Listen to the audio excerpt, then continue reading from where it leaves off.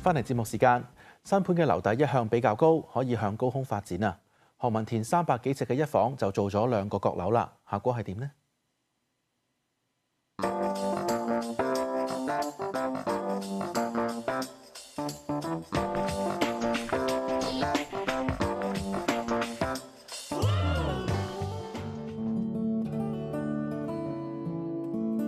嗱，呢個單位咧係300幾尺啦，咁兩夫婦啦，戶主嘅要求咧就係除咗有自己嘅睡房啦，同埋書房之外咧，佢哋好中意招呼啲朋友嘅喎。咁有時外國有朋友翻嚟嘅話咧，就唔需要住酒店啦，咁就希望喺呢個單位裏邊咧做到一個睡房，可以招呼到朋友。樓書咧就有310幾尺啦，咁其實實際我哋設計師去到現場度尺，可用面積咧得280幾尺嘅啫。咁點樣可以喺一個280幾尺嘅一房單位裏邊咧間翻3個區域咧？呢個就係設計嘅難點啦。好彩呢個單位呢個樓底咧就有差唔多有10尺高喎，好順理成章咧，我哋就做咗2個閣樓啦。通常咧一個單位咧，如果做閣樓嘅話咧，好多屋主咧就希望會用一啲淺色嘅系列啦，睇落就會空間大啲啦。但係屋主咧就其實係一對夫婦啦，可以接受設計嘅程度咧又比較高喎。咁所以咧我就諗可唔可以同佢做一個深色啲、另類啲嘅顏色嘅設計咧咁樣？今次呢個深色嘅設計咧，主要我用咗一啲深棕色嘅木紋啦，做主題啦，然後就加咗一啲玫瑰金嘅金屬啦，同埋一啲深紅色嘅設計。咁望落去咧就感覺 grand 啲啦，優雅啲啦，好切合咧屋主夫婦嘅氣質嘅。今次呢個單位咧，總共做咗2個閣樓，一個咧就喺房啦，另外一個咧就喺呢度嘅客廳呢個位置啦。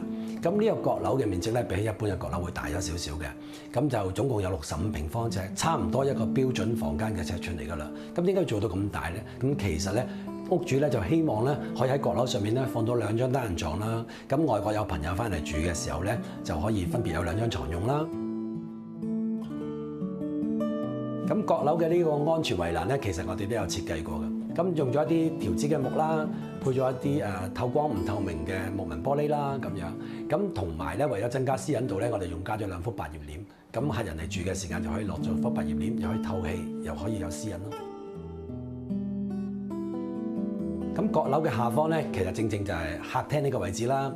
由於我哋用咗一啲深色嘅木咧，咁我哋就希望喺燈光方面咧補充多啲啦，所以就用咗2條嘅燈帶啦，再加埋咧電視櫃嘅滲光啦，咁就可以避免咧深色家私咧個光線感覺不足。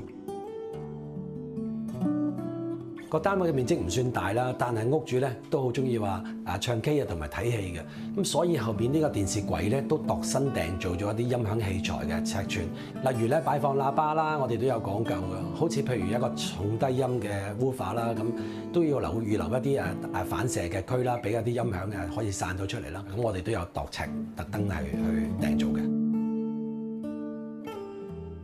咁電視櫃對面嘅梳化位置啦，就係一個樓梯櫃啦。咁呢個樓梯櫃其實都冇浪費到，除咗有樓梯嘅功能之外咧，咁我哋又劃分咗一格格啦。咁裏邊可以放到啲吸塵機啦、啲皮篋啦，同埋一啲掛衫嘅位置嘅。喺櫃門嘅設計上面咧，其實我哋都有講究嘅。咁喺櫃門同櫃門中間咧，我哋加咗一啲深紅色嘅條紙啦，劃分一格一格，令到個視覺上咧冇咁單調啦。嗱，咁呢個本身係一個新樓嘅單位啦。咁一般嚟講咧，廚房廁所都好靚嘅。咁可以的話咧，我哋盡量係保留嘅。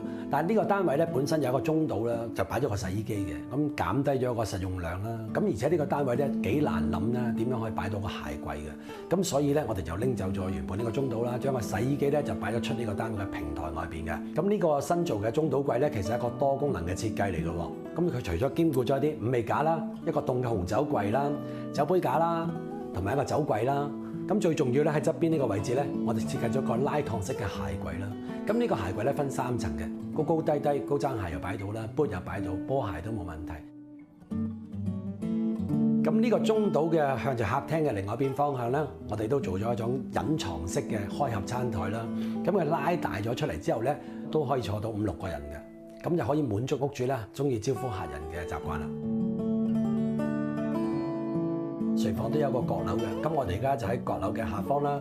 咁如果大家有留意嘅話咧，高度咧就比喺客廳嗰個咧稍為矮一啲嘅，因為客廳咧好多時都會招呼一啲朋友啦，咁可能會有啲外國嘅朋友啦咁樣，咁咧所以廳嘅閣樓咧就會比較做得個樓底高一啲啦，咁適合喺唔同嘅人士啦咁。至於嚟到睡房區咧，就係夫婦嘅活動空間啦。以兩夫婦嘅身高嘅話咧，做到6尺高咧已經足夠啦。咁就可以預留多一啲空間咧喺上層嗰度咧，感覺上就會舒服啲咯。而家我身處呢個位置啦，就係一個睡房區嘅下層空間啦。咁裏邊咧，除咗包括有衣帽間啦、書台啦，咁其實仲有一個咧梳妝嘅隱藏位置嘅喎。咁就好似我身後啦，有一塊隱藏式嘅拉燙鏡啦、梳妝凳啦。同埋仲有一個梳妝櫃喺呢度嘅，唔用嘅時間咧收翻埋佢啦。咁感覺上成個空間咧就會大咗啦，而且我身後咧仲有一個出露台嘅門啦，就唔會阻擋到喺走廊位置咯。咁房間嘅空間比較細啦，其實我哋要利用多啲空間嘅話咧，就會加咗好多機關嘅設計啦。例如上閣樓呢條樓梯咧，我哋都做咗一個伸縮式嘅。咁如果上落完咗之後咧，就可以收翻埋去啦，咁又多啲空間啦。咁上閣樓啲樓梯咧，同客廳有少少唔同啦。雖然顏色、色調、底色係一樣啦，咁但係咧，我哋加咗一啲雲石嘅元素啦。咁其實灰色雲石紋都係屋主嘅喜好嚟嘅，咁令到呢間屋咧感覺上 grand 一啲啦，多一啲細節唔同嘅位置啦。咁閣樓上方嘅睡房啦，雖然冇客廳個閣樓咁大啦，但係咧差唔多有4尺咁高啦。寢區上面嘅感覺咧就會空間大咗啦，就舒服啲㗎。咁床側邊嘅護欄位置咧，其實我哋都做厚咗少少啦，伸延咗一個小台面啦。咁上面可以擺啲充電啊，或者擺杯咖啡都可以咯。